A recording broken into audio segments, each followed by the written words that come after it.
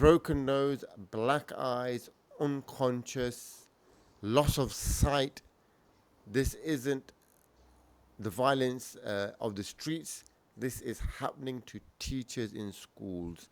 How have schools become so violent? Assalamu alaikum and welcome. This is the only way up. A recent report released said that the violence towards teachers, not just violence but serious violence against teachers, has increased again, an 18% increase since last year, and the general trend that has been increasing. Why is this happening? That violence and serious violence has increased towards teachers. Yes, Alaikum Shani. There was a time when I was young, uh, teachers were considered authority. Teachers were considered someone you learn from. They were respected.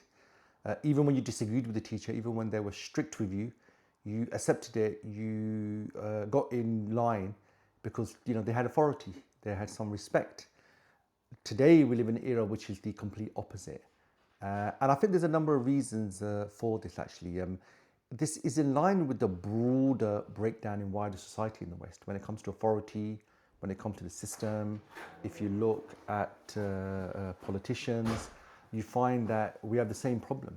There's no respect for these people, there's no respect by the citizens of the country. And the fact that teachers who are doing a paid job, some of them are passionate about their job, the fact that this is happening to them really shows you where this country is currently.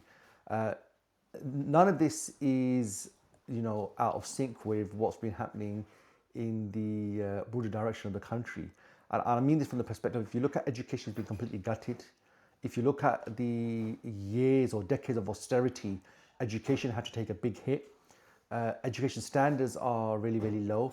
So, really education has been on the receiving end of being completely gutted and being blamed as just consuming too much money. It takes too much of the budget. So I'm not surprised that the problems we're seeing in wider society to do with authority and discipline is really made its way into schools. Yeah, and the big question is, how do you stop this, or how do you reverse this trend? And it seems to be the go-to answer for any problem, any situation, is go violent. It's almost like go hard or go home. You know, what happened to actually talking things through? What happens to actually making your case? What happened to actually seeing things through? These simple things uh, are vanishing very quickly. And this is whether you see it in exploitation, whether you see it in relationships. Um, you know, it quickly goes south rather than actually let me talk to them, let me explain, let me, explain my situation, let me discuss it through, let me find out how can I solve this, how can I make my point, how can I make my case. These simple things and characteristics and qualities have gone out the window and have been replaced by breaking up, moving on, dumping, breaking relationships, and even going violent. If I don't like it that much, I'm gonna really express it by throwing some punches and really causing harm. And this ability to actually sit down, sort disputes, sort issues out, uh, it's gone missing now amongst children, amongst children who are becoming adults and learning that ability, recognizing that's the correct way. Sadly, that's gone and has been replaced by violence, and violence. Yeah, I think the days of negotiation, compromise, discussion, meetings, this seems to be a thing of the past now. It seems to be now might is right. If you disagree, you settle it through violence.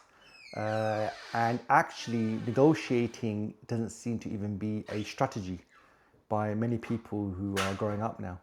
Um, there was a time when, for the greater good, for your institution or for your class, you'd compromise or you'd give up on some of the things that you wanted for the betterment of everybody. That seems to have completely gone. And In many ways, Shani, we're really going in the direction of where individualism was supposed to take society, where everyone just cares about what they individually want. They have no care for broader society. So, in a way, this is the intended endpoint of liberal values, which is individualism is all about the individual. It's not about the whole. So, if individuals are, I want to do what I want to do, and if you're not on my side, then we're going to deal with this in a very violent way. So, in many ways, this is the outcome or the logical point of individualism. As Margaret Thatcher said, there's only individuals, no such thing as family. Well, here you go. Now you're seeing that in action. It's where people use violence to solve issues. It's where people don't care about the greater good. It's where people don't care about other people. It's all about what they want, and they will use any means necessary to get it. And that's where we are, and that's why it's not surprising that there's so many issues in broader society. You look at parenting, you look at prioritizing children, you look at the government when it comes to prioritizing welfare over nuclear weapons. What's going to bring in more money, what's going to create more jobs rather than the welfare of people. So this is individualism really at its logical conclusion.